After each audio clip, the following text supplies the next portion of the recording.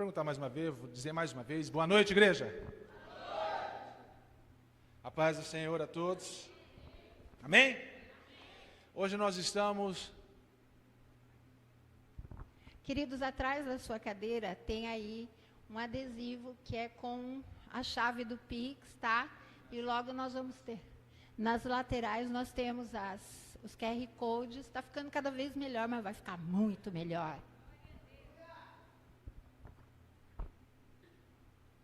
Aqui, ó. O subwoofer, abaixa a mesa do lado. A mesa do lado, Jus. Isso. Boa noite. Já falei, né?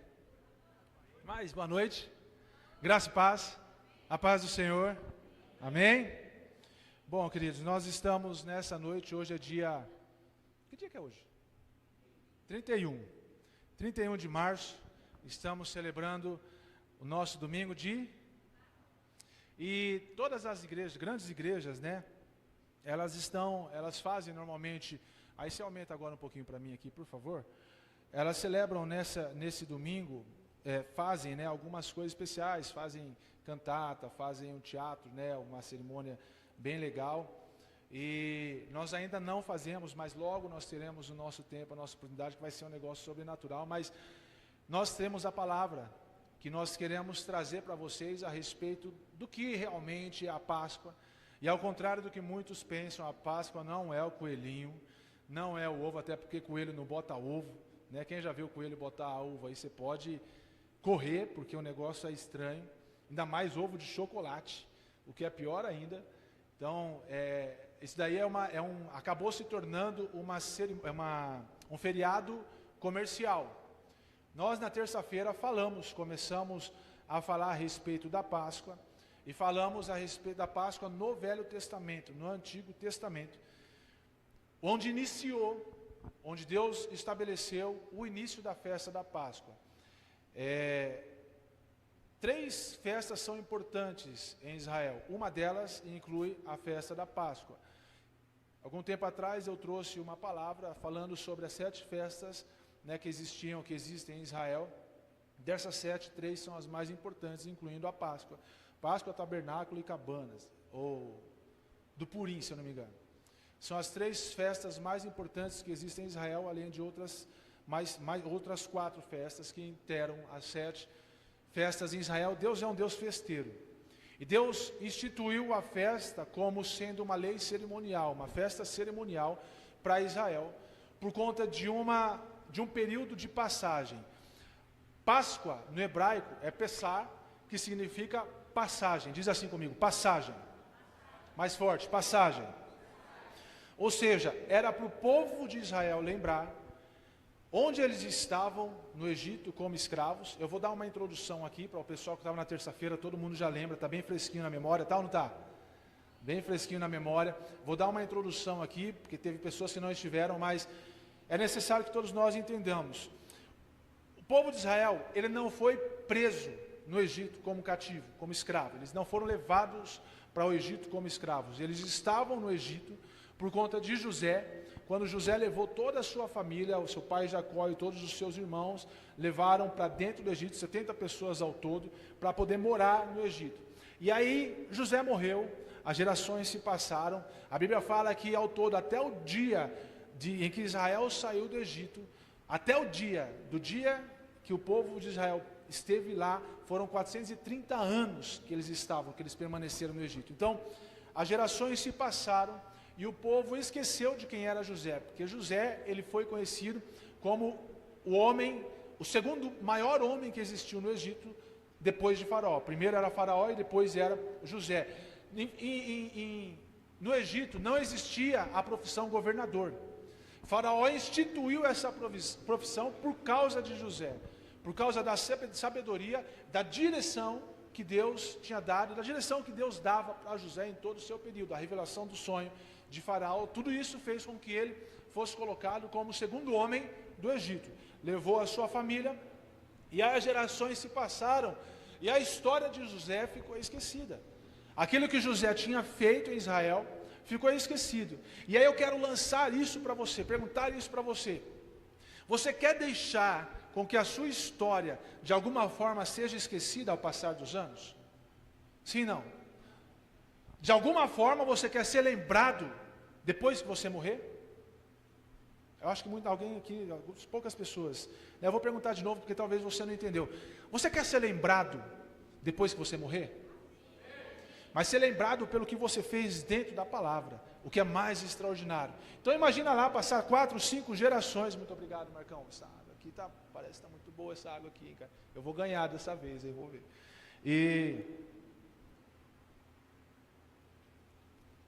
Ele é extraordinário, cara, é melhor. Eu não vou falar o que tem aqui, porque senão vocês vão... E ele foi esquecido, a história dele foi esquecida, todo mundo sabia da promessa que Deus tinha trazido para Abraão, mas a história, o momento, a vida de José foi esquecida. E a Bíblia fala que, no começo de Êxodo, se você for conferir lá, fala que o povo de Israel, eles estavam crescendo demais. Estavam ficando muito numerosos, muito grande. A Bíblia fala que as mulheres engravidavam com muita facilidade, davam à luz com muita facilidade, a ponto de que as parteiras não davam conta de correr para as casas, para as cabanas, para poder fazer o parto. Então o negócio estava sendo extraordinário, o crescimento estava sendo exponencial, estava sendo gigantesco. As coisas estavam acontecendo de uma forma radical. E Faraó teve uma estratégia. Falou, já que o povo está crescendo demais, se eles continuarem crescendo dessa forma, eles vão querer assumir o Egito e fazer do Egito Israel. Então nós vamos começar a implantar na memória, na mente deles, na cabeça deles, uma mentalidade de escravos. Vamos colocar eles para trabalhar no serviço pesado, no trabalho pesado do Egito, para trabalhar para os egípcios. Vamos colocar eles para trabalhar para os egípcios. E assim foi se passando a geração, e eles foram, de certa forma, aderindo àquela imposição, aquele ensinamento, aquela cultura escravizadora que Faraó tinha imposto sobre Israel. E a mesma coisa que nós estamos vivendo hoje. Não vou dizer de governo, de nada, mas o sistema tem colocado muitas coisas, fazendo com que a nossa mentalidade com que nós venhamos a viver de uma forma escravizadora, servindo a deuses que não são o único Deus, vivendo uma falsa liberdade e deixando culturas mundanas, estragadas, serem implantadas dentro da nossa casa. Isso de uma forma bem superficial, uma forma que nós não conseguimos ver, mas aos poucos a gente deixa trazer. Então é muito comum hoje, infelizmente, você vê as famílias crentes da igreja hoje bebendo uma cerveja, bebendo um vinho. É muito normal, talvez, para nós não é, para mim não é, mas para algumas igrejas ou para algumas pessoas, talvez seja normal você ir para uma casa e você ver uma pessoa da igreja que se diz firme, soltando um palavrão. É muito normal você ver dentro das casas os casamentos destruídos, como foi trazida a oração e a palavra aqui, casamentos destruídos, onde o homem já não tem mais respeito pela esposa e a esposa também pelo seu marido, onde os papéis talvez estejam invertidos, onde a coisa está toda mudada por causa de um sistema, de uma cultura escravizadora implantada dentro dos lares, sem que nós possamos saber, descobrir. E aí Deus levanta um homem chamado Moisés, para poder ser o resgatador, ser o libertador do povo de Israel do Egito. E eu quero que você abra a sua Bíblia, lá no livro de Êxodo. Êxodo no capítulo 12. Nós vamos ler a partir do versículo 1.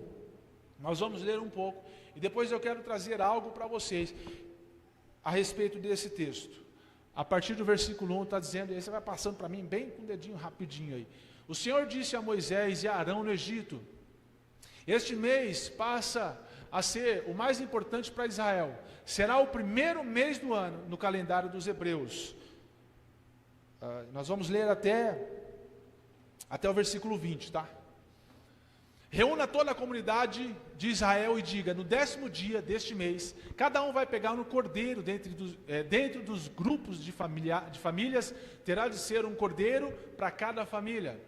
Se uma família for pequena demais para o cordeiro, ela convidará o seu vizinho mais próximo. É só calcular quantas pessoas bastam para comer um cordeiro. O cordeiro deverá ser sem defeito, macho de 1 ano, em vez de cordeiro, pode ser um cabrito. Guardem o animal até o 14º dia do mês. Nesse dia, no fim da tarde, toda a comunidade de Israel matará seu cordeiro ou cabrito, e o sangue será passado no alto e nas laterais das portas das casas nas quais vocês comerão o animal. Naquela mesma noite terão de comer carne assada no fogo, além de pães sem fermento e ervas amargas. Não comam a carne crua, nem cozida em água. Tanto a cabeça como as pernas e as vísceras terão de ser assadas no fogo. Comam tudo o que puderem durante a noite. O que sobrar, na manhã seguinte, precisará ser queimado.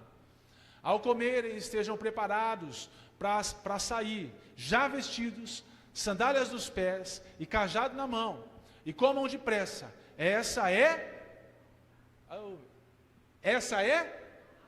Eu vou mais uma vez. E aí? Naquela mesma noite, passarei pela terra do Egito e matarei todos os filhos mais velhos, tanto homens como animais, como dos animais. Assim cumprirei a sentença de juízo que lancei sobre os deuses do Egito. Eu sou o Senhor. O sangue vai servir de sinal nas casas em que vocês estiverem. Quando eu vir o sangue, passarei por cima, sem ferir ninguém. Assim a praga de destruição com a qual ferirei o Egito não atingirá vocês. Esse dia será um memorial que vocês e seus descendentes celebrarão como festa do Senhor. Essa celebração é uma lei permanente. Durante 7 dias comerão pães sem fermento. Logo no primeiro dia tratem de jogar fora todo o fermento que tiver em casa, porque quem comer coisa fermentada do primeiro ao 7º dia será eliminado do povo de Israel. No primeiro e no último dia da semana, convoquem uma santa convocação. Nesses dias, não façam nenhum trabalho a não ser a preparação da comida, somente isso poderá ser feito. Celebrem a festa dos pães sem fermento, para lembrar que nesse dia eu tirei todo o povo de Israel do Egito. Portanto, vocês guardarão esse dia para sempre, por todas as suas gerações. Comerão pães sem fermento, desde a tarde do 14º dia até o entardecer do 21º dia. Durante os 7 dias que ninguém tenha fermento em casa, porque aquele que comer pão fermentado será eliminado da comunidade de Israel. E isso vale tanto para o estrangeiro como para o nascido nas terras de Israel. Em todas as casas não comam coisa alguma fermentada, e quanto aos pães, só comam pães sem fermento. Olha só, isso daqui aconteceu no dia, ou melhor, pouco antes do povo de Israel sair do Egito, da escravidão do Egito, da fuga de Israel do Egito. Foi uma ordenança que Deus deu para Moisés e para Arão, para que eles pudessem instruir o povo o que eles deveriam fazer na noite da escapatória, na noite da fuga, na noite em que eles iriam sair do Egito. O interessante é que o texto começa falando que o ano em Israel começa a Bíblia fala, se você for ver no capítulo 15 aqui, capítulo 14, você vai ver, começa no mês de Abib, que significa abril, ou o ano começa em Israel no mês de abril, ou seja, o ano vai começar em Israel amanhã. Então, de hoje para amanhã é a virada de ano em Israel. E outra coisa também que é interessante, nós sabemos, alguns estudiosos dizem que a celebração da Páscoa, ela é feita na mudança de estação. Então, o próximo domingo, o próximo final de semana, depois da mudança de estação, de verão, primavera para verão, verão para primavera, de verão para primavera no extremo norte, no hemisfério norte do mundo, verão para primavera. No hemisfério sul, primavera para outono. É isso, né? Nós estamos agora no outono. Então, na primeira semana, depois da mudança de estação, é para ser celebrada a Páscoa. São duas coisas interessantes, só para ter dados para nós entendermos. E aí Deus começa, assim, a dar instruções para o povo de Israel.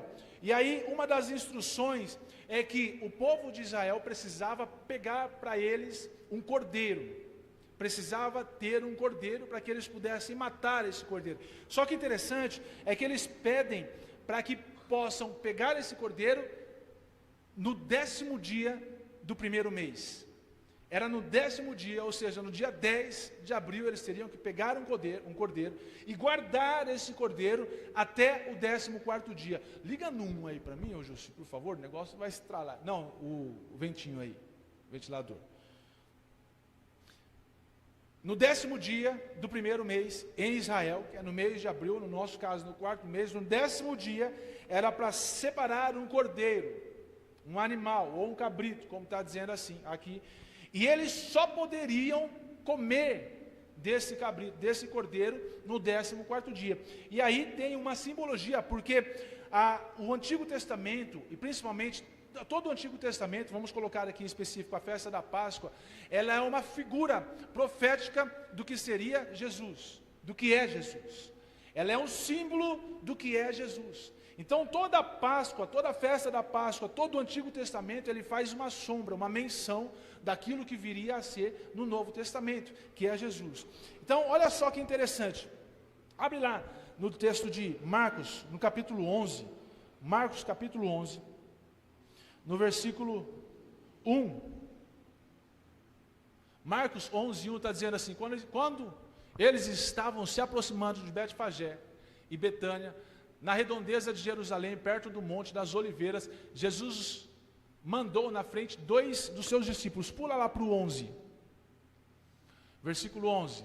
Quando Jesus entrou em Jerusalém, foi para o templo, onde observou tudo, e mais à tarde dirigiu-se para Betânia, onde os seus 12 discípulos estavam.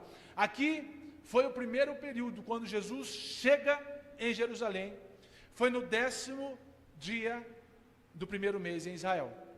Então aqui o cordeiro já estava sendo preparado, aqui o cordeiro já estava sendo separado, no 10º dia do primeiro mês. E aí o segundo dia, no versículo 12, no dia seguinte, eles ficaram em Betânia, dormiram em Betânia. No dia seguinte, saíram de manhã. Quando saíram de Betânia, Jesus sentiu fome. No próximo versículo ele fala, Jesus chega, vai a uma figueira, essa figueira não tinha nem folhas, ele ordena que essa figueira se seque. Então aqui passou o segundo dia. E aí agora você vai lá para o versículo 20. Versículo 20. Na manhã seguinte, quando os discípulos passaram pela figueira que Jesus havia amaldiçoado, viram que ela estava seca desde as raízes. Olha só que interessante. Então a gente viu que Jesus, o dia que Jesus chegou em Jerusalém, no 10º dia do primeiro mês, dormiu em Betânia. Ele chegou em Jerusalém, foi para Betânia, que era um povoado vizinho, um povoado pequeno, vizinho em Jerusalém. Naquele tempo era separado dessa forma, só que hoje as cidades, as nações tomaram uma proporção maior, então já não existe mais essa divisão, não existe mais esse povoado pequeno. Então Jesus dormiu com seus discípulos em Betânia. No dia seguinte amanheceu, teve fome, então já foi no segundo dia, amanheceu, teve fome e ordenou que a figueira secasse. Quando eles saíram de Betânia, voltaram, os discípulos viram novamente, entra nesse texto, viram, aí já era o terceiro dia. Então conta comigo, eram 5 dias, contando a partir do dia 10, 5 dias, diz comigo, 5 dias, 10, 11, 12, 13 e 14, ao 14º dia, o cordeiro seria imolado. Então no 10º dia, ele chega em Jerusalém, 11º dia, ele ordena que a figueira seque, 12º dia, os discípulos passam novamente em Betânia e veem, confirmam. Então ali está confirmando também ali o terceiro dia da promessa se cumprindo, foi o 12º dia do mês de Abib. E aí agora pula lá para Marcos, no capítulo 14 e o versículo 1. No capítulo 14 do mesmo Marcos, o versículo 1 está dizendo o seguinte: faltavam 2 dias para o início da festa da... Então aqui já estava faltando, já era o 4º dia, e faltavam 2 dias para a celebração da festa da Páscoa. E aí vai seguindo. Então nós vimos aqui que o que aconteceu lá em Êxodo, a separação do cordeiro, no primeiro dia, no décimo dia do primeiro mês do ano em Israel, foi separado o cordeiro, e o cordeiro era separado para ser imolado ou morto, apenas no 14º dia. E o texto diz também para nós que o cordeiro precisaria ser sem mancha e sem ruga. Abre lá em João capítulo 19, versículo 14. Precisaria ser sem mancha, sem culpa. Não poderia ter nada que pudesse condenar o cordeiro. Ou seja, precisava ser um cordeiro, porque teria que ser saudável, vamos ler, teria que ser saudável, sem mancha, sem culpa, sem nenhuma espécie de deformação. Por quê? Porque se tivesse deformado, ou teria que ser de 1 ano. Se te passasse de 1 ano, esse cordeiro provavelmente já teria passado por uma cruzada, vamos dizer assim. Ele já teria cruzado com outro animal, com outro cordeiro, e aí já não seria mais cordeiro. Então, teria que ser menos de 1 ano, sem mancha ou culpa alguma. E é o que diz exatamente no texto de João 19,14. A essa hora, já era cerca do meio-dia, da preparação, véspera da Páscoa, e Pilatos disse aos judeus: aqui está o rei de vocês. Tem outra versão? Outra versão que fala... Você consegue colocar aí para mim, ou Emily? Se não tiver, eu leio na minha aqui.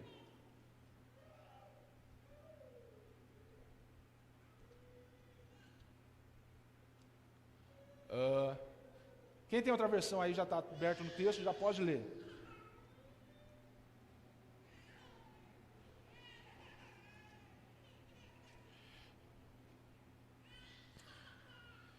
Mais uma vez, Pilatos saiu e disse aos judeus: vejam, eu estou trazendo a vocês para que saibam que não acho nele motivo algum de acusação. Na minha tradução está dizendo dessa forma: para que não achem nele culpa. Pilatos dando esse relatório a respeito de Jesus, que seria o cordeiro, que seria aquele que precisaria se apresentar sem ruga, sem mancha, sem culpa alguma, sem qualquer tipo de acusação. Então aquele que se entregaria por nós não poderia ter culpa, e Pilatos está passando o relatório para o povo: aqui está, eu não tenho o que fazer com ele, eu não tenho condenação, eu não tenho acusação nenhuma para com ele, então eu entrego para vocês o que vocês querem fazer. Pilatos dando o relatório de Jesus, não tem acusação alguma contra ele, e esse cordeiro foi entregue para que nós hoje pudéssemos ser apresentados diante de Deus sem culpa alguma, porque o sangue de Jesus foi derramado na cruz do Calvário, os nossos pecados foram levados com ele na cruz, e hoje nós somos resgatados, restaurados, nós somos renovados, e hoje não existe condenação para quem está não existe condenação para quem está Se você está em Cristo Jesus, queridos, eu tenho certeza absoluta de que você permanece nele. Não existe culpa, não existe condenação, não existe quem possa apontar o dedo para você e falar: você não é, você não dá testemunho, você não faz parte. Se você está em Cristo Jesus, o testemunho é apenas um reflexo do que Deus está fazendo na sua vida, porque não existe culpa, não existe condenação, não existe nada que alguém possa apontar o dedo para você e dizer: tem algo de errado. Não existe acusação alguma contra os filhos de Deus, contra aqueles que estão em Cristo Jesus. O interessante é que o cordeiro precisaria ser morto no final da tarde. Mateus 27, 45. O cordeiro precisaria ser morto no final da tarde. Existia um processo. A Bíblia fala em Êxodo, no texto de Êxodo, deixa aberto nesse texto. Mas no texto de Êxodo, a Bíblia fala que o animal precisaria ser morto no crepúsculo da noite, ou seja, ao entardecer, por volta de 6, ou pouco depois das 6, ele precisaria ser morto nesse horário. 27 e o 45 diz o seguinte: houve trevas sobre toda a terra do meio-dia até que horas? Mais forte, igreja, vamos lá, prega comigo, até que horas? Então houve trevas. Por volta das 3 horas da tarde, Jesus bradou em alta voz: Eli, Eli, lama sabactani, que significa: meu Deus, por que me abandonaste? Aqui é a primeira vez que Jesus faz menção de Deus como sendo Deus dele, e não mais o Pai. Todas as vezes que Jesus se referia a Deus, ele apresentava como filho.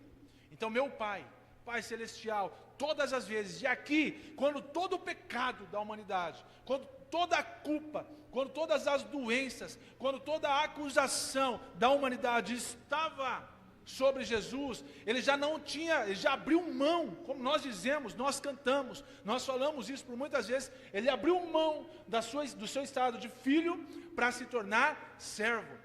E ele se tornou servo, então ele não era mais filho. Aqui é a primeira vez que ele coloca diante de Deus, se coloca diante de Deus, se referindo a Deus como Deus, e não mais como Pai. Quando alguns dos que estavam ali ouviram isso, disseram, ele está chamando por Elias, e aí vai. Imediatamente um deles correu em busca de uma esponja, embebedeu-a em vinagre, colocou-a na ponta de uma vara e a deu a Jesus para que bebesse. Os outros, no entanto, disseram, deixem-no, vejamos se Elias vem salvá-lo. Jesus, porém, bradando novamente em alta voz, entregou o seu espírito. Então aqui, você confere o texto, que fala que por volta das 15h foi quando Jesus dá o grito, Eloi, Eloi, lama sabachthani, quando ele fala, Deus meu, por que você me abandonou? E aí, passado pouco tempo depois, Jesus, ele brada, entregando o seu espírito a Deus. Então ali, no crepúsculo da noite. Interessante também, são coisas que nós fazemos analogia do texto de Êxodo, trazendo menção, fazendo a figura do que era Jesus no Novo Testamento. Abre lá, deixa aberto no texto de João, capítulo 19, versículo 31. João 19, 31.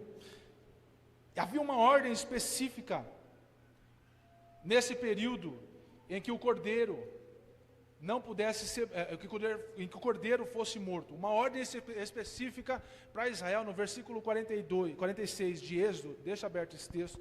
Versículo 46 de Êxodo está dizendo assim: vocês comerão numa só casa, não levem nenhum pedaço de carne para fora da casa, nem quebrem nenhum dos ossos. Ou seja, o cordeiro era para ser morto, o cordeiro era para ser imolado, arrancado o sangue dele, e não podia quebrar nenhum osso, era para ser cortado, partes do corpo eram para ser comidas, e o restante era para ser queimado, só que nenhum osso poderia ser quebrado. Olha só que interessante que diz o texto, 19:31, está dizendo assim, era o dia da preparação e o dia seguinte seria um sábado, especialmente solene. Como não queriam que os corpos permanecessem na cruz durante o sábado, os judeus pediram a Pilatos que as pernas dos crucificados fossem quebrados. Aqui esse tempo solene que está dizendo aqui era o tempo da Páscoa, era a Sexta-feira Santa, o que nós conhecemos hoje como Sexta-feira Santa. Então o dia seguinte seria o sábado, então Pilatos e os soldados não queriam que os crucificados ficassem ali vivos até o sábado. Então eles ordenaram que fossem quebradas as pernas deles, para que eles pudessem afrouxar e não conseguissem segurar, porque as mãos e os braços estavam presos com pregos e tudo mais. Próximo texto. Vieram então os soldados e quebraram as pernas do primeiro homem que fora crucificado com Jesus, e em seguida as do outro. Contudo, quando chegaram a Jesus, constatando que ele já estava morto, não lhe quebraram as pernas. Não lhe quebraram as pernas. Próximo. Em vez disso, um dos soldados perfurou o lado de Jesus com uma lança e logo saiu sangue e água. Aquele que ouviu disso deu testemunho, e o seu testemunho é verdadeiro. Ele sabe que está dizendo a verdade e dela testifica, para que vocês também creiam. Estas coisas aconteceram para que se cumprisse a Escritura: nenhum dos seus ossos será quebrado. E como diz a Escritura em outro lugar, olharão para aquele a quem traspassaram. Pode parar por aí. Nenhum dos seus ossos será quebrado. Essa foi uma ordenança, que era para comer do cordeiro, era para passar do sangue do cordeiro nos umbrais das portas, mas nenhum osso do cordeiro era para ser quebrado. Quando os soldados foram para quebrar a perna de Jesus, assim como fizeram com os outros dois ladrões, não foi permitido, porque quando constataram, olharam para Jesus, viram que ele já estava morto, então não era necessário quebrar a perna de Jesus. Olha só, como faz figura, como faz menção, aquilo que era o verdadeiro cordeiro, que foi morto por nós, se entregou por nós. Então ele morreu e não precisou que fossem quebrados os ossos de Jesus. As famílias elas precisavam estar reunidas na mesma casa, como diz o texto de Êxodo, era para estar reunidas na mesma casa para que todos pudessem comer. Isso também Deus ele dá um valor específico para as famílias, para a unidade das famílias, para o crescimento das famílias, para o rompimento das famílias. É por isso que a ordem foi para que todas as famílias, segundo o seu clã, segundo o nome do seu pai, estivessem reunidas, todas na mesma casa, e o cordeiro seria morto, e eles dentro da casa deles, comeriam desse cordeiro. Isso daí também faz menção, quando Paulo se apresenta ao carcereiro, evangelizando, falando com o carcereiro, e ele diz lá em Atos 16, 31, fala: crê no Senhor Jesus e será salvo, tu e a tua casa. Diz assim comigo: eu creio em Jesus, e por isso, mais forte, porque eu não estou acreditando no que você está falando, e por isso, eu e minha casa, já servimos ao Senhor. Declara isso sobre a sua casa: eu e minha casa serviremos ao Senhor. Crê no Senhor Jesus, e você e a tua casa serão salvos. Fala de salvação, salvação da casa, salvação da família, e também a importância da unidade do corpo. E ainda assim, quando o animal não fosse o suficiente, ou fosse bastante demais para uma família pequena, chame o vizinho e peça para ele comer junto com você. Se unam as famílias, para saber se o tamanho do cordeiro vai ser o suficiente para as duas famílias. Então chame o vizinho, e aí simboliza também para nós unidade do corpo, unidade da família. Somos corpo, e assim bem ajustados, totalmente ligados. A unidade da família, nós somos corpo, nós somos aliança, nós somos salvos, e por essa menção do sangue do cordeiro, nós fomos resgatados. Logo depois vem a aspersão do sangue nos umbrais das portas, mas eu quero deixar isso mais para o final. Depois Deus dá uma ordem para que eles possam comer ervas amargas. Ervas amargas. E aí, por que das ervas amargas? Como é que a gente pode entender essas ervas amargas? Porque nós precisamos, em vez de pegar aquele alface, em vez de pegar aquelas ervas, aquelas folhas mais gostosas de serem comidas, pega as amargas, porque toda vez que descer, você vai se lembrar do preço pago de Jesus na cruz. Toda vez que você comer dessas ervas amargas, não pode descer de qualquer forma. Você tem que lembrar do arrependimento. Você tem que lembrar que é tempo de conserto. Você tem que lembrar que é tempo de renúncia. Eu preciso me apresentar a Deus novamente. Eu preciso me voltar a Deus. Eu preciso me dobrar a Ele novamente. Renunciar às minhas vontades. Renunciar à minha carne. Interessante também é que eram ervas amargas e eram pães sem fermento. Na Bíblia, o fermento simboliza corrupção, pecado. Então, quando uma porção de fermento é colocado no pão, ela se espalha pelo pão e faz com que o pão cresça. Esse simbolismo dentro da palavra, ele diz o seguinte: um fermento dentro da massa, um fermento dentro da igreja, um pouco de fermento que é colocado no pão nessa hora, está trazendo pecado para dentro do povo. O fermento dentro da igreja simboliza pecado. O fermento dentro da igreja simboliza divisão. E nós precisamos arrancar, e o texto está dizendo de Êxodo bem claramente, mas bem claramente, toda casa que for achada fermento dentro da casa, vai ser eliminada de dentro de Israel. Vai ser eliminada toda a corrupção, todo o pecado vai ser eliminado de dentro de Israel. Então era para comer ervas amargas e pães sem fermento durante 7 dias.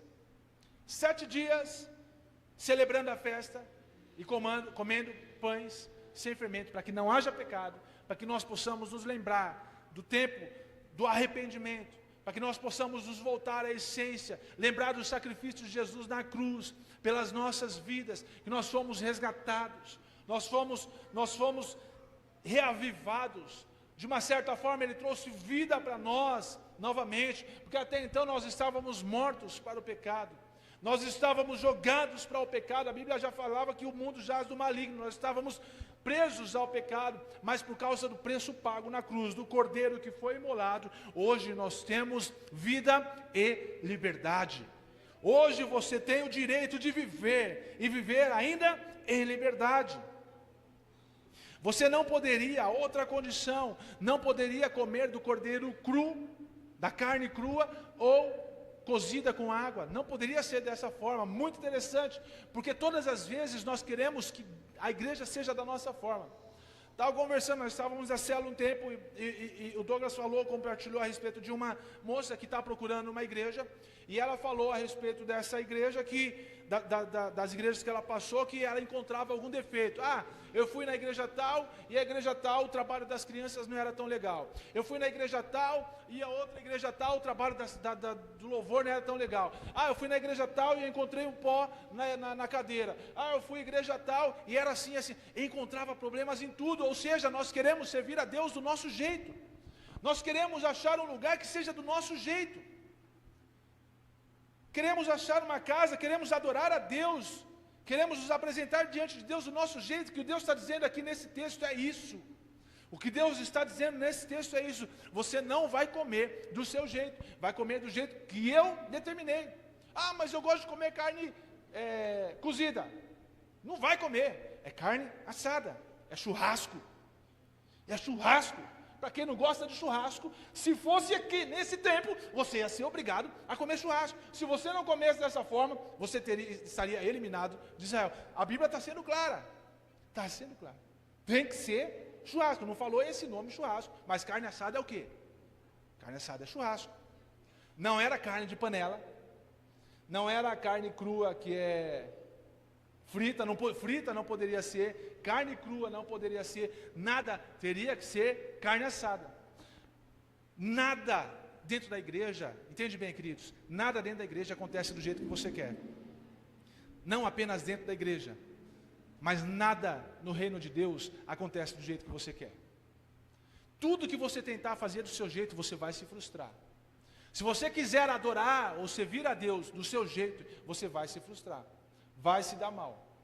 O que Deus está dizendo aqui, está sendo bem claro para nós, é que Ele quer que as coisas funcionem do jeito dEle, da forma que a Bíblia diz, da maneira de Deus, e não da nossa maneira, não da nossa forma. Nós precisamos aprender.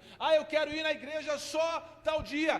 Problema seu. Depois você vai querer exigir o céu, Deus vai dizer para você o seguinte: não, eu te quero só tal dia, agora você não vai ter céu não.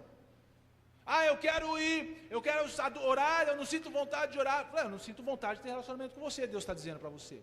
Eu não sinto vontade de ler a Bíblia. Eu também não sinto vontade de ter relacionamento com você. Eu não sinto vontade de ir à igreja. Eu me sinto assim, me sinto assado. Começa a dar desculpa para adorar a Deus. Não tem problema. Você só não vai fazer parte do povo. Deus está sendo bem claro. Você pode fazer tudo o que você quer. Todas as coisas me são lícitas, mas nem todas convêm. Você pode fazer o que você quiser, mas o que você faz vai trazer consequência. Nós precisamos entender isso, porque evangelho, cristianismo, igreja, não é de qualquer forma.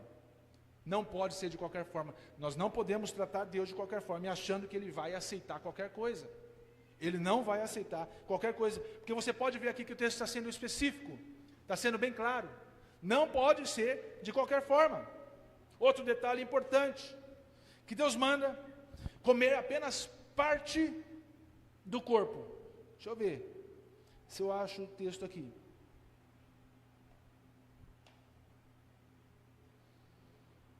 O versículo 9 do capítulo 12 está dizendo assim: não comam a carne crua, nem cozida com água, mas assada no fogo.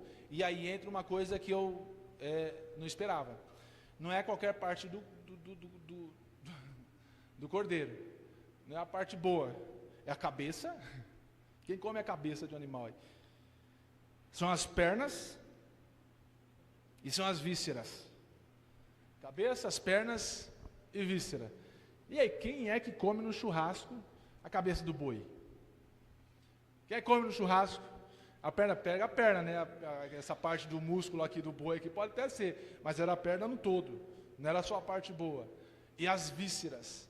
Vísceras, já imagina a víscera. Mas tudo isso tem uma simbologia. Tudo isso tem um significado. Tudo isso faz figura quem era? Quem? no Novo Testamento? Tudo isso faz figura de quem no Novo Testamento? Tudo isso faz figura de quem no Novo Testamento? Faz figura de Cristo. Em 1 Coríntios 12, 16, está dizendo assim: quem conheceu a mente do Senhor, a mente de Cristo, para que possa instruí-la? Nós, porém, temos a mente de Cristo. O que Deus está simbolizando aqui no Antigo Testamento, quando você come a cabeça, você está trazendo para você, resgatando para você, para nós, a mente de Cristo. Diz assim comigo: eu tenho a mente de Cristo. Eu tenho a mente de Cristo. Então tem a simbologia, tem a sua importância. Comer da cabeça é trazer para você a mentalidade de Cristo, as intenções de Cristo. E aí comer das pernas, em 1 Pedro 2,21, Cristo nos foi deixado como exemplo para que nós possamos seguir os seus passos. 1 Pedro 2,21, vai ser, estou pegando você, hein, garota. Nos foi deixado como exemplo para que nós possamos seguir os seus passos. Sede meus imitadores, como eu sou de Cristo. Para isso vocês foram chamados, pois também Cristo sofreu no lugar de vocês, foi o Cordeiro imolado e deixou o exemplo para que sigam os seus passos. Então lembra da simbologia, é para que nós possamos ser da mesma forma que Cristo foi. Ser seguidor de Cristo, ser cristão. A palavra cristão é seguidor de Cristo. Nós estamos sendo iguais, parecidos com Cristo. Ou seja, se nós queremos ser parecidos com alguém, eu tenho que andar como aquele alguém anda. Eu tenho que falar como aquele alguém fala. Eu tenho que gesticular como aquele alguém gesticula. Eu tenho que ser igual àquele alguém. Porque eu estou sendo discipulado por Cristo. Então eu sigo os passos de Jesus, da forma que ele seguiu. E Filipenses, no capítulo 2, do versículo 1 até o versículo 5, fala daqui das vísceras, como está dizendo aqui no texto de Êxodo, fala de nós, quando nós pensamos em vísceras, nós pensamos em entranhas, pensamos em aqui dentro. Quando nós pensamos em aqui dentro, nós pensamos em sentimento. Ou seja, Deus está querendo que nós tenhamos o mesmo sentimento que Jesus teve. Que nós possamos sentir a mesma coisa que Jesus sentiu. Do versículo 1 até o versículo 5. Lê lá o versículo 5. Pula lá para mim, Emily. Possamos sentir a mesma coisa que Jesus sentiu. Versículo 5. Seja o modo de pensar de vocês o mesmo de Cristo. Viver para Cristo, com entranháveis afetos de misericórdia. Outra coisa interessante que nós precisamos tirar da cerimônia da festa, cerimônia de festa religiosa, da Páscoa, de Êxodo, o cordeiro deveria ser comido naquele dia, apenas naquele dia, só naquele dia. Mais ou menos assim, resumidamente, o que nós aprendemos aqui na comunidade, fala que a bênção é para quem está, diz assim comigo, a bênção é para quem está presente. Mais forte, a bênção é para quem está presente. Quem está aqui nessa noite? Quem está aqui nessa noite? Eu posso declarar, eu posso dizer que existe algo para a sua vida nessa noite. Existe algo para a sua vida nessa noite de festa de Páscoa, de celebração de Páscoa. Existe alguém que morreu por nossas vidas. Existe alguém que celebrou, que se entregou às nossas vidas para que nós pudéssemos celebrar a vida dele em nós. Existe alguém que abriu mão do seu trono de glória para que nós pudéssemos celebrar e viver a vida dele em nós. Interessante nós sabermos disso, porque aquele exato dia era o tempo de se dobrar, era o tempo de arrependimento, o tempo em que Jesus foi morto, o dia que Jesus foi morto, era aquele exato dia, não poderia ser em outro dia.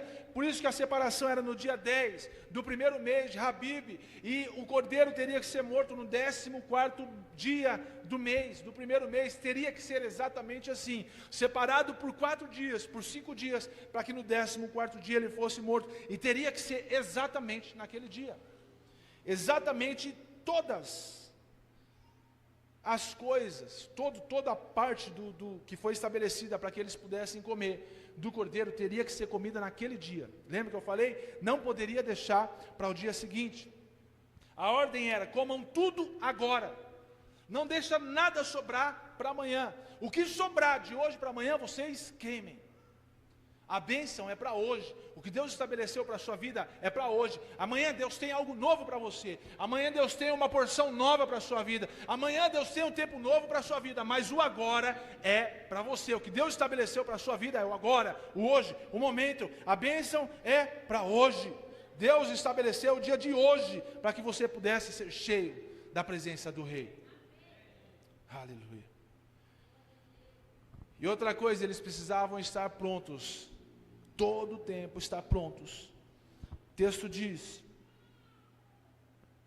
no versículo 10, não deixam sobrar nada até pela manhã. Caso isso aconteça, queimem tudo, restar ao comerem, e sejam prontos para sair. Estejam prontos para sair, no meu texto, de Êxodo 12, versículo 11. Estejam prontos para sair. Diz assim comigo, eu estou pronto.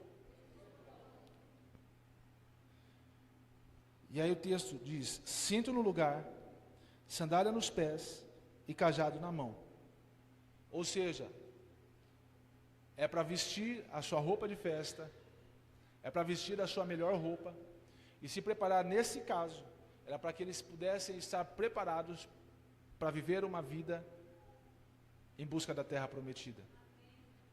Estar preparados a tempo e a fora de tempo. Comam e estejam prontos.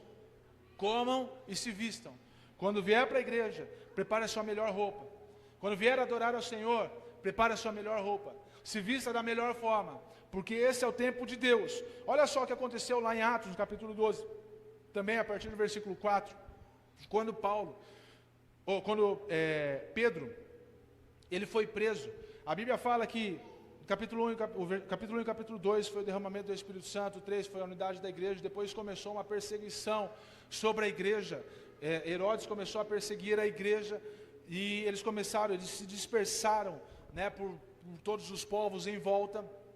Aí teve a morte de Estevão, o primeiro mártir na história da Bíblia, na história da humanidade, morreu. E aí depois no capítulo 11, no capítulo 12, você vai ver a morte do primeiro apóstolo por conta da perseguição da igreja. Os soldados começaram a perseguir a igreja por conta do evangelho que estava se espalhando e por conta de serem também discípulos de Jesus. E aí eles mataram o primeiro apóstolo, mataram primeiro o Estevão, que foi um mártir, depois mataram o primeiro apóstolo que andou com Jesus, que foi o Tiago. Mataram a espada, degolaram Tiago. E aí, ainda assim, prenderam a Pedro. Só que quando eles prenderam a Pedro, eles prenderam exatamente no período da Páscoa. E eles queriam esperar, eles prenderam na sexta-feira, eles queriam esperar passar o período da Páscoa, a festa da Páscoa, o domingo de Páscoa, para que pudesse na segunda apresentar Pedro ao povo, para que o povo pudesse decidir o que seria feito com o povo, com Pedro. E assim fez. Pedro foi preso, e a Bíblia fala que ao cair da noite, o anjo do Senhor, a Bíblia fala que o anjo do Senhor foi enviado para que pudesse resgatar Pedro da prisão. Lê o texto lá. Na noite anterior ao dia que Herodes iria submetê-lo a julgamento, Pedro estava dormindo entre dois soldados presos com 2 algemas, e sentinelas montavam a guarda à entrada do cárcere. Próximo. Repentinamente apareceu um anjo do Senhor, e uma luz brilhou na cela. Ele tocou no lado de Pedro e o acordou. Depressa, levante-se, volta lá um pouquinho só para pegar esse finalzinho. Disse, então as algemas caíram dos punhos de Pedro. E o próximo, o anjo lhe disse, vista-se, o que ele falou para ele? Lê o texto para mim. O que era para acontecer? O que era para se vestir? No período de Páscoa, no período de festa, no tempo de livramento, é para estar vestido, com roupas adequadas. É para estar preparados, com roupas adequadas. Nesse caso aqui de Êxodo, o texto está dizendo o seguinte, coloque o cinto no lugar, as sandálias nos pés e o cajado na mão. Nesse texto de Pedro, vista-se e calce as sandálias. Coloque a sua roupa adequada para o tempo da festa. Ele estava preso. Aí desenrola o texto falando que ele saíram, passaram as duas primeiras guardas, as outras sentinelas, passaram o portão de ferro e entrou pela rua, andaram pelo espaço de uma rua até o anjo desaparecer. Quando o anjo desapareceu, até então Pedro não tinha caído a ficha de que o anjo do Senhor estava livrando ele. Quando o anjo desapareceu, ele então acordou e falou: nossa, era o anjo do Senhor. E aí ele foi para a casa de Maria, mãe de João, e mãe de Marcos, e foi lá onde estava toda a igreja reunida, intercedendo por Pedro. Nem assim o servo que foi abrir a porta, ele acreditou que estava Pedro. Mas leia o texto, você vai entender melhor. Mas a parte central do texto é: vista-se, vista-se, se prepare, porque o grande dia está chegando, o tempo da Páscoa, o tempo da festa, o tempo do arrependimento, o tempo do livramento, o tempo do derramamento do sangue do Cordeiro está chegando, é hoje. De acordo com teólogos, nós estudiosos, nós vemos que Jesus morreu na sexta-feira, ou que é a sexta-feira da paixão, ou sexta-feira santa. 3 dias depois, ele ressuscitou. No dia exato da Páscoa, onde haveria a confirmação de uma palavra para o povo de Israel. Lucas capítulo 22, versículo 14. Nós vamos ler até o 20. Quando chegou a hora, Jesus e os seus apóstolos reclinaram-se à mesa. E ele lhes disse: desejei ansiosamente comer esta Páscoa com vocês, antes de sofrer. Pois eu digo a vocês, que não comerei dela novamente, até que se cumpra no reino de Deus. Recebendo um cálice, ele deu graças e disse: peguem o cálice e partilhem uns com os outros. Pois eu lhes digo que não beberei outra vez do fruto da videira, até que venha o reino de Deus. Peguem o pão, pegando ele o pão, deu graças, partiu e deu aos discípulos, dizendo: isto é o meu corpo, dado em favor de vocês, façam isso em memória de mim. Da mesma forma, depois de ter comido o pão, ele pegou o cálice e disse: este cálice é a nova aliança do meu sangue, que é derramado em favor de vocês. Eita glória! Eita glória! O texto diz, de Êxodo, que quando você matasse o cordeiro, você precisaria colocar o sangue do cordeiro, deixar o sangue dele todo cair numa bacia. E com uma folha de sopo você ia marcar os umbrais das portas das cabanas, para que o anjo, quando o Senhor passasse na noite, iria vir a 10ª praga que Deus prometeu trazer ao Egito, que seria o anjo da morte, seria a morte dos primogênitos. Não o anjo da morte, seria a morte dos primogênitos. E toda casa em que o anjo passasse, em que Deus passasse, e não visse a marca do sangue nas portas, ele entrava e matava o primogênito. Então a ordenança foi para todo Israel, e todos que queriam estar com Israel, todos os estrangeiros em Israel, todos os que estavam da descendência de parentes e tudo mais, que estivesse dentro daquela casa, dentro daquela cabana, quando o Senhor passasse, não iria ter a morte do primogênito. E assim aconteceu. Deus passou e matou todos os primogênitos do Egito, todos. E o texto não é uma figura, o texto é uma realidade. Foi exatamente isso que aconteceu. Agora imagina na sua casa, isso acontecendo, você deixando de cumprir uma ordenança, você deixando de cumprir uma lei, um mandamento. Envolve com sangue a tua casa. Toda vez que eu saio com o Vitor, eu falo que eu levo ele para a escola, tenho a mente de Cristo, a capacidade de Deus, o Espírito de Deus mora em mim. Que o sangue do Senhor, o sangue de Cristo possa nos cobrir. Que o sangue do Senhor possa nos cobrir.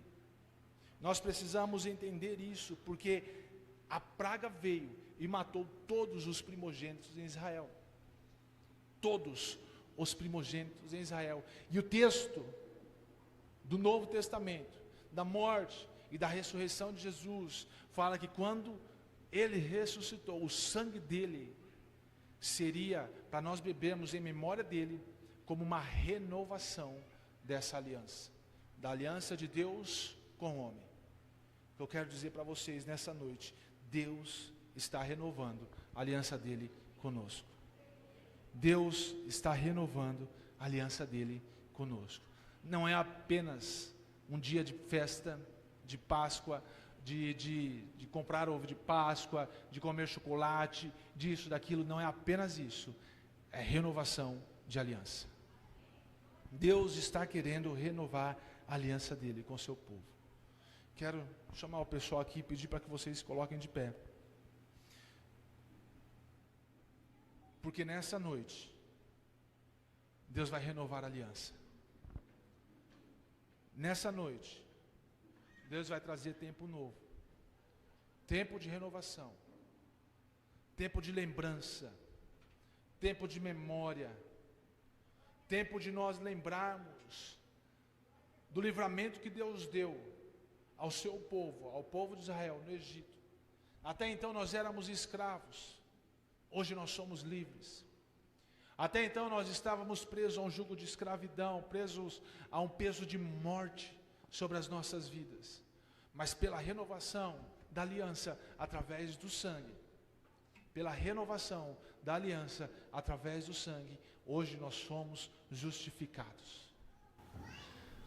Hoje nós somos justificados. E eu quero que você entenda isso, queridos. Nós, como igreja, precisamos entender isso. Deus está trazendo renovação nesses dias. Feche seus olhos. Deus está trazendo renovação nesses dias. Deus quer renovar a aliança dele contigo nessa noite. Deus quer renovar a aliança dele contigo nessa noite.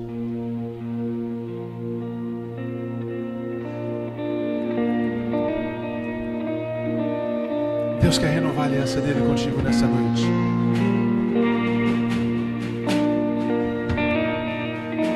Deus quer fazer desse tempo um novo tempo na sua vida. Todas as vezes que você lembrar dessa data, todas as vezes que você lembrar dessa festa,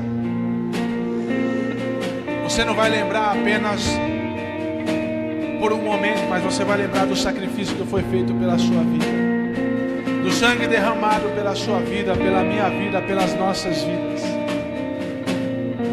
Existe algo nessa renovação. Existe algo nessa renovação. Existe algo nesse princípio. E não é apenas uma noite, é um marco na história da sua vida.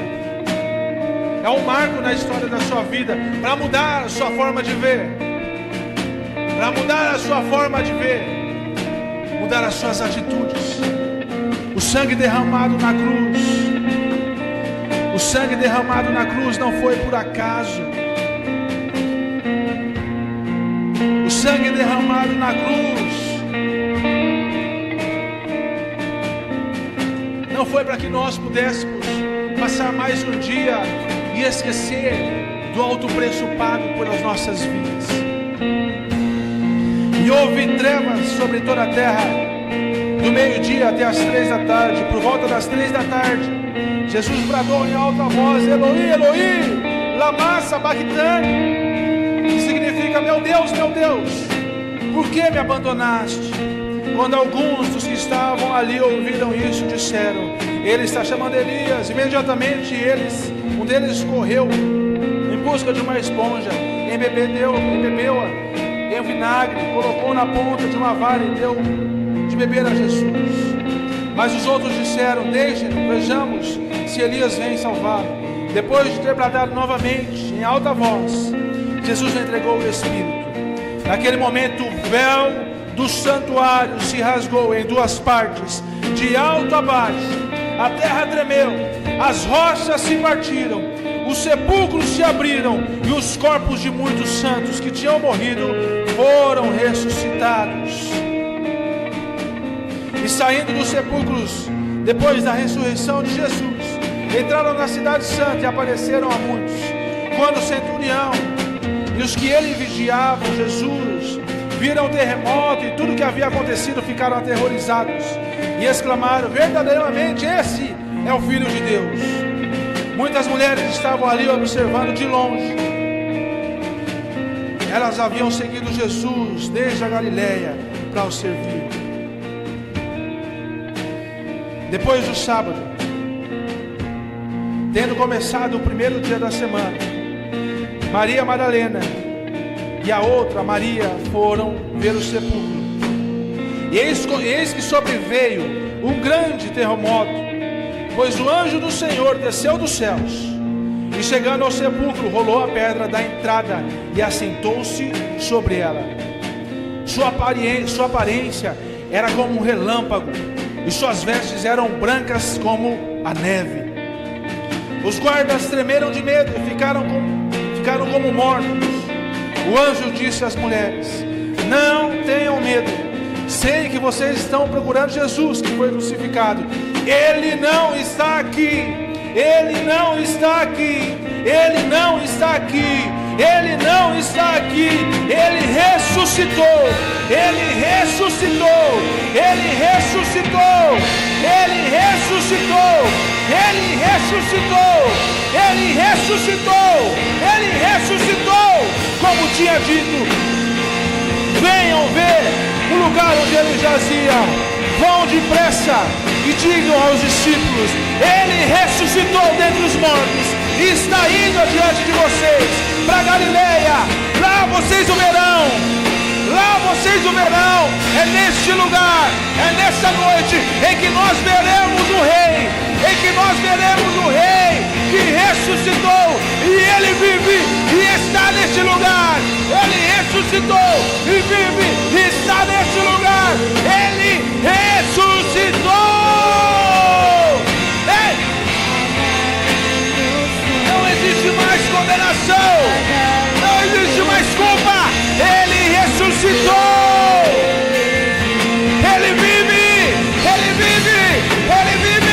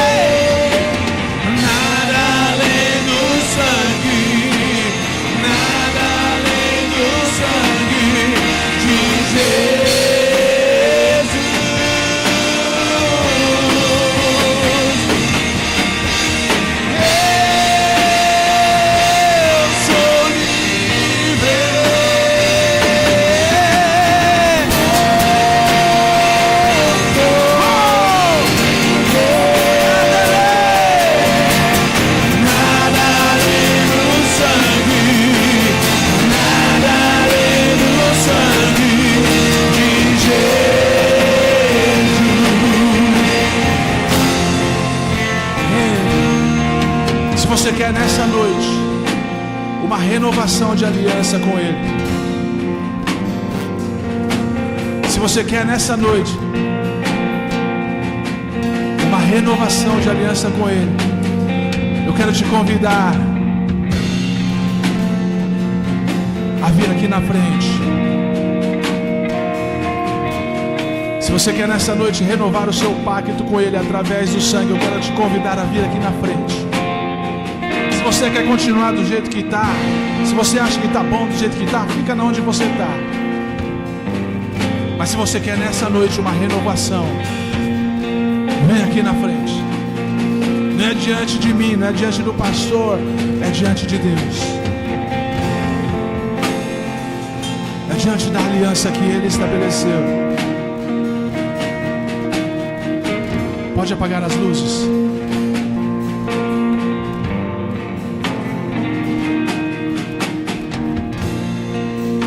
Nós não vamos mais passar um dia sem lembrar do preço pago na cruz. Nós não podemos passar mais um dia sem lembrar do sacrifício de Jesus na cruz. Porque nós queremos ser como aquelas mulheres que quando chegaram ao sepulcro, viram através de um anjo, depois de um grande terremoto, que o nosso Jesus ressuscitou. O nosso Jesus ressuscitou. O nosso Jesus ressuscitou. Você não pode continuar da mesma forma. Você não pode ser mais a mesma pessoa. Depois do que Ele estabeleceu, depois do que aconteceu, não tem como mais continuar da mesma forma. Essa é noite de renovação. Essa é noite de renovação. Você vai cantar conosco essa música, mas você vai cantar com o seu coração o mais forte que você puder, lembrando que foi o sangue de Jesus, foi o sangue de Jesus, foi o sangue de Jesus que nos resgatou, foi o sangue de Jesus que nos trouxe a liberdade, foi o sangue de Jesus. Oh, teu sangue